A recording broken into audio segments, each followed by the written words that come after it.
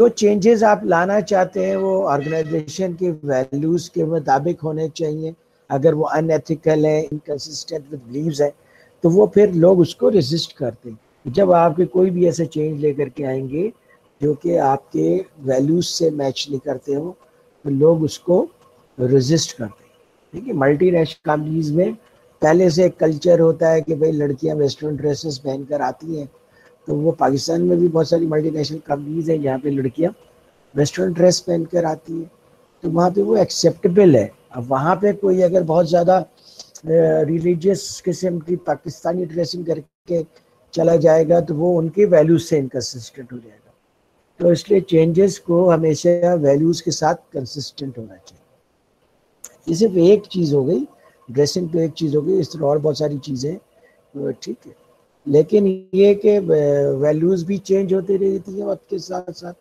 जैसे अब चेंज लोग वर्क फ्रॉम होम कर रहे हैं, फ्लेक्सिबल आवर में काम कर रहे हैं। अच्छा, एक बहुत बड़ा रीजन जो होता है चेंज को लोगों को एक्सेप्ट नहीं करने का, वो ये है कि वो लोग लीडर पे ट्रस्ट नहीं करते। उनको लगता है कि कोई हिडन एजेंडा है और उस हिडन एजेंडा पे वो काम कर रहे हैं और उसकी वजह से हमें अल्टीमेटली नुकसान हो जाएगा।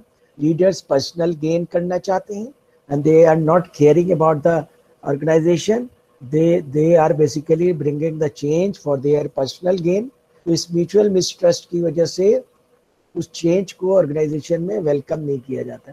जब भी ऑर्गेनाइजेशन के अंदर आप चेंज मैनेजमेंट करें तो लीडर्स ट्रस्टवर्दी होने चाहिए।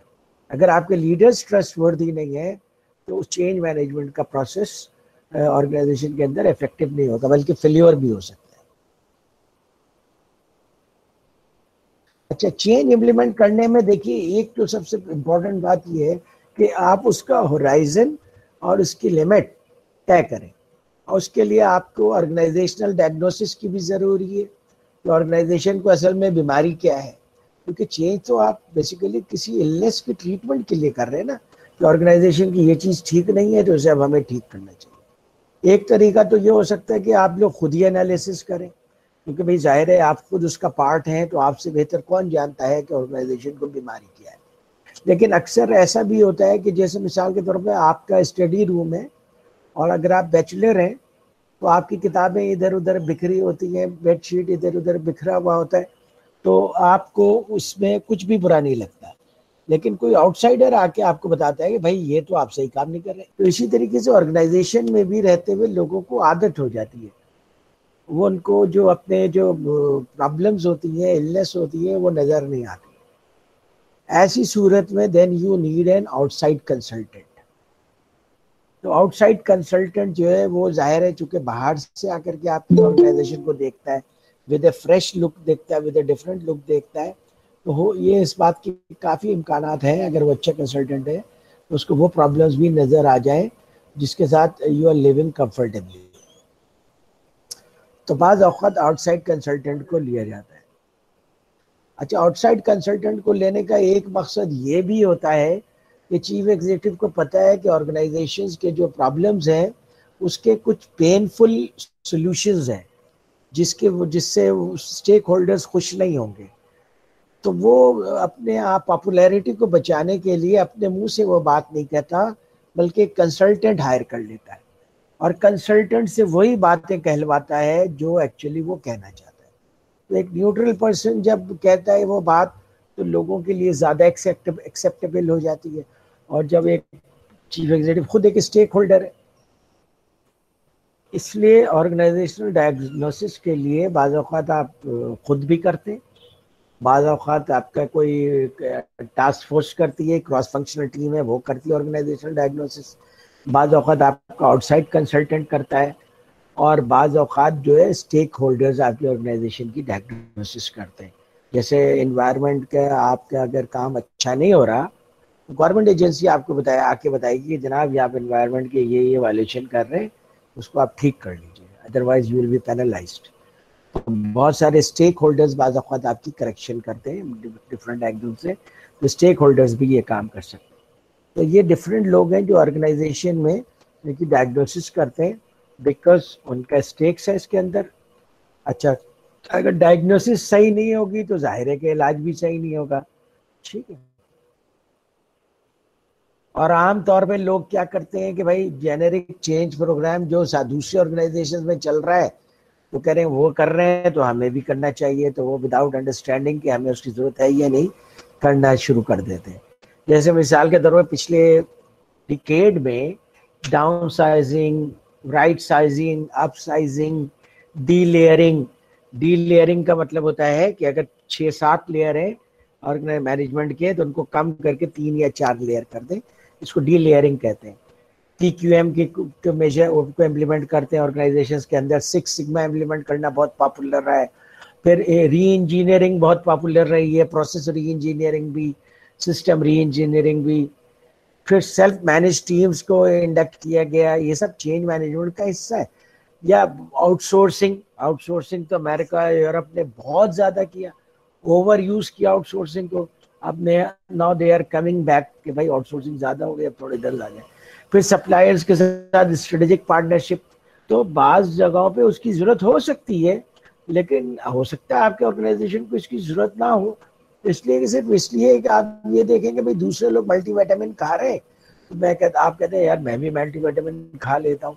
आपकी जरूरत नहीं है मल्टीविटामिन की, you are fine without multivitamin, why you will use multivitamin. तो ये इशू, या why you will use even antibiotic, दूसरे एंटीबायोटिक खा रहे हैं तो क्या आप भी खाएंगे? नहीं, उन्होंने हर ऑर्गेनाइजेशन को डिफरेंट पर्सपेक्टिव, डिफरेंट इलनेस है, उसका इलाज डिफरेंट है। तो ये बहुत इंपॉर्टेंट है कि जनाब आप पहले अपने ऑर्गेनाइजेशन को सही तरीके से एनालाइज करें और फिर उसके मुताबिक डिटरमिन करें चेंज, और चेंज का स्कोप डिफाइन करें। स्कोप क्रीप नहीं होना चाहिए। फिर सिस्टम डायनामिक्स समझना जरूरी है। देखिए आप जब किसी प्रोजेक्ट को मैनेज कर रहे हैं ना, तो आप एक कॉम्प्लेक्स रिलेशनशिप में काम कर रहे हैं। बल्कि प्रोजेक्ट मैनेजमेंट सबसे ज्यादा कॉम्प्लिकेटेड काम है compare to any other functional heading any functional area. जैसे आप मार्केटिंग के हेड है, आप फाइनेंस के हेड है, आप ऑपरेशंस के हेड है, तो ये एक फंक्शन है, कंटिन्यूटी के साथ उसी में काम हो रहा है। और कोई इंप्रूवमेंट भी है तो ग्रेजुअल इंप्रूवमेंट होता है। जबकि हर प्रोजेक्ट एक नया प्रोजेक्ट होता है, हर प्रोजेक्ट के डायनामिक्स डिफरेंट होते हैं, सिस्टम डायनामिक्स डिफरेंट होते हैं। लोग उसके ओनर्स डिफरेंट होती है, उसकी जगह डिफरेंट होती है, उसकी प्राइसिंग डिफरेंट होती है, उसका डिजाइन डिफरेंट होता है, उसके स्टेक होल्डर्स की रिक्वायरमेंट डिफरेंट होती है। तो आपको सिस्टम डायनेमिक्स समझना पड़ता है। और प्रोजेक्ट मैनेजमेंट में सबसे ज्यादा आपको सिस्टम डायनेमिक्स समझना पड़ता है, क्योंकि जब आप कोई फंक्शनल हेड होते हैं तो आप मोस्ट ऑफ द टाइम 85-90% आप विद इन द ऑर्गेनाइजेशन काम कर रहे होते हैं। लेकिन अगर आप प्रोजेक्ट हेड है तो आप 80% of the time outside the organization लोगों के साथ काम कर रहे हैं। आप डिजाइनर के साथ भी काम कर रहे हैं, आप आर्किटेक्ट के साथ भी काम कर रहे हैं, आप कॉन्ट्रैक्टर के साथ भी काम कर रहे हैं, आप सप्लायर्स के साथ भी काम कर रहे हैं, आप अपने ऑर्गेनाइजेशन के स्टेक होल्डर्स के साथ भी काम कर रहे हैं, आप गवर्नमेंट परमिशंस के लिए भी काम कर रहे हैं। तो सबसे ज्यादा सिस्टम डायनेमिक्स अगर बहुत ज्यादा डायनामिक है या कॉम्प्लिकेटेड है तो वो प्रोजेक्ट मैनेजमेंट, तो प्रोजेक्ट मैनेजमेंट के अंदर सिस्टम डायनेमिक्स को समझना ज्यादा जरूरी होता है। फिर उसके बाद जो है वो बात चीजें ऐसी होती हैं जिनका डिलेड इफेक्ट्स होता है कि आपने एक काम है वो आज नहीं किया, लेकिन उसका इफेक्ट 2 महीने के बाद आ जाएगा। पता चला आपने किसी पर्टिकुलर चीज की अप्रूवल नहीं ली थी और अप्रूवल नहीं होने की वजह से पूरा प्रोजेक्ट आपका स्टॉप कर दिया जाता है। तो ये एक डिलेड इफेक्ट आया, और फिर उसके बाद फिर आपका काम का इम्पैक्ट पड़ता है। तो एक चीज होती है साइक्लिकल कॉजेलिटी। साइक्लिकल कॉजेलिटी क्या होती है? तो मिसाल के तौर पे किसी आदमी को बैक्टीरिया ने अटैक कर दिया, उसे बुखार हो जाएगा, ठीक है? बुखार की वजह से वो कमजोर हो जाएगा, जब कमजोर हो जाएगा तो बैक्टीरिया और अटैक करेंगे। ये साइक्लिकल कॉजेलिटी कि जो है वो एक ही चीज कॉज भी होती है, फिर वही चीज इफेक्ट भी बन जाती है। इस तरह से मर्ज और कॉम्प्लिकेटेड हो जाता है। तो बाज़ चीज़ों में साइक्लिकल कॉजेलिटी होती है।